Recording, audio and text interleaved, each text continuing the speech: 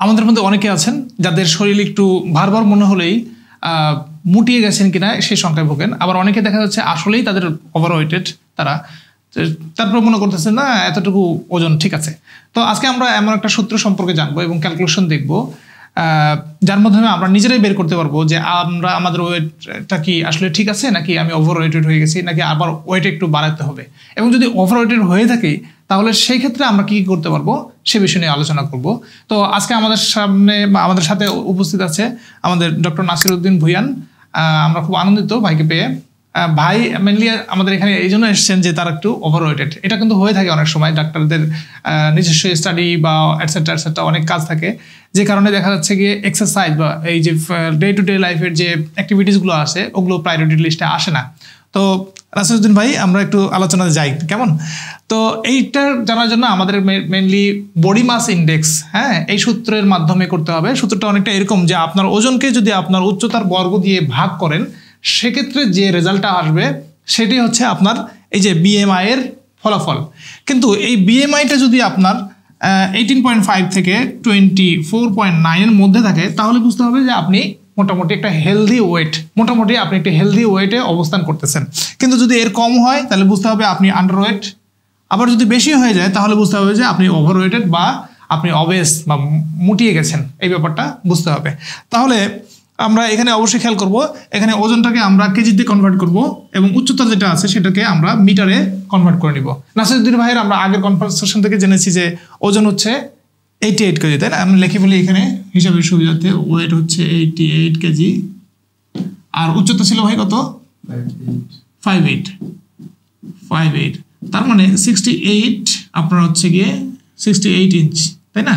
তো এটাকে আমরা কি করব, এই 68 ইঞ্চকে আমরা হচ্ছে মিটারে কনভার্ট করে নিব। হ্যাঁ, আমাদের যেহেতু হিসাবটা আগে থেকে করা আছে তাহলে আমরা মিটারে আপনারা গুগল করলে পেয়ে যাবেন।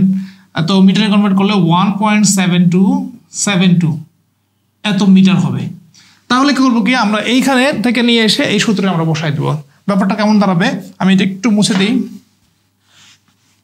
ব্যাপারটা দাঁড়াবে হচ্ছে গিয়ে আমাদের ওজন 88 কেজি বাই উচ্চতার বর্গ করবে, তার মানে দুইবার করতে হবে, 7272 গুণন 1.7272।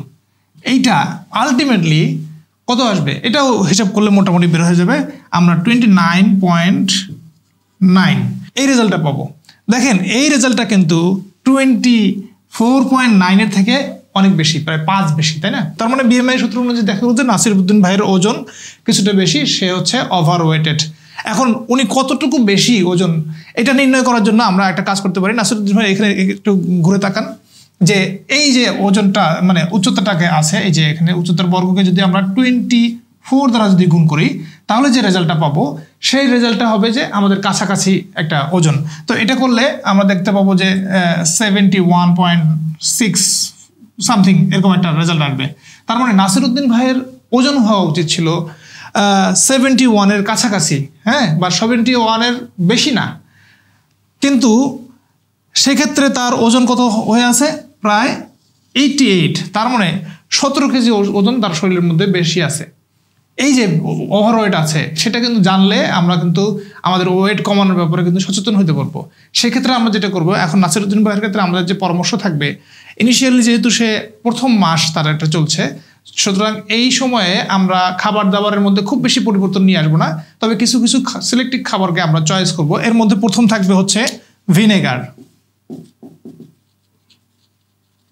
এই ভিনেগার অ্যাড করব প্রতি বেলা খাওয়ার সময়। 1 চামচ ভিনেগার যদি আমরা 1 গ্লাস পানির মধ্যে মিক্স করতে পারি এবং সেটা যদি 10 থেকে 15 মিনিট আগে খাওয়ানো যায় তাহলে আমাদের যে খাবারগুলো খাবো সেখান থেকে 30% পর্যন্ত কম ক্যালোরি শরীরের মধ্যে প্রবেশ করবে।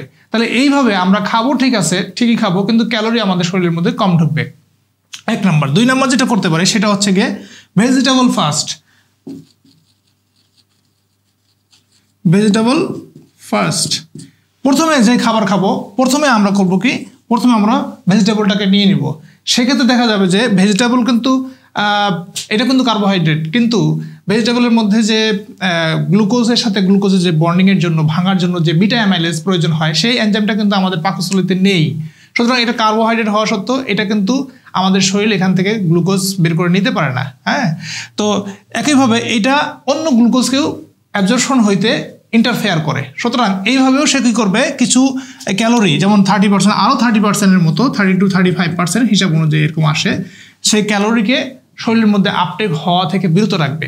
তাহলে এইটা একটা মানে খাবার ঠিক থাকলো, কিন্তু আমাদের এই নতুন নতুন খাবারগুলোকে একটু আগ-পিছ করে যদি আমরা খেতে পারি তাহলে কিন্তু আমাদের শরীরের মধ্যে ক্যালোরির পরিমাণ কম ঢুকতেছে। তার মানে নাসিরউদ্দিন ভাইয়ের এক্সট্রা করে ডায়েট করা বা খাবার কমানো এগুলো কোনো প্রয়োজন হচ্ছে না, এমনিতেই শরীরের মধ্যে ক্যালোরি কম ঢুকতেছে। আরেকটা কাজ করতে পারি, সেটা হচ্ছে কি এই প্রসিডিউরটাকে আরেকটু এনহ্যান্স করতে পারি। সেটার জন্য আমরা কোকোনাট অয়েল এইটা যোগ করতে পারি।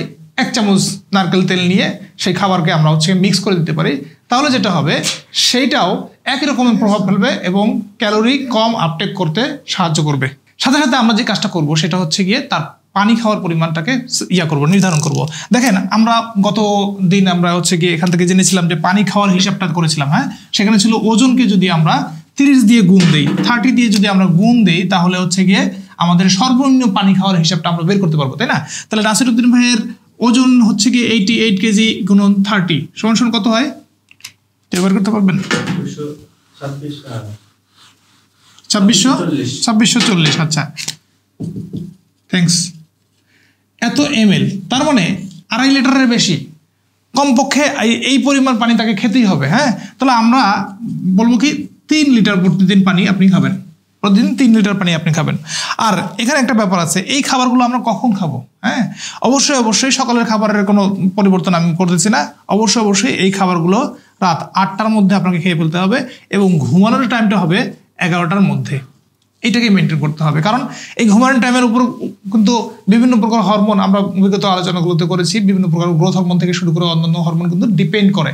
সুতরাং এই হরমোনগুলো অবশ্যই ফুল লাইট বন্ধ করে দিয়ে আমরা হচ্ছে গিয়ে এটা আমাদের ঘুমাতে হবে। এই জিনিসটা একটু মেনটেন করব।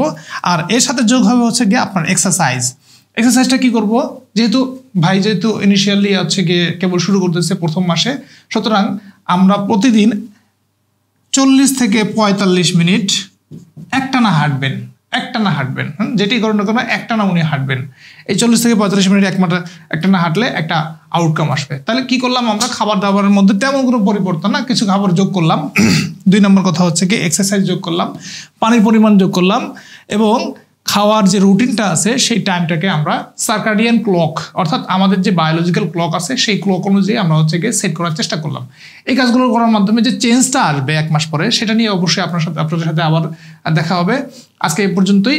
আশা করি এখন থেকে নিজের ওয়েটটা কতটুকু বেশি বা কম বা ঠিক আছে কিনা সেই ব্যাপারটা আপনারা বের করতে পারবেন। ধন্যবাদ।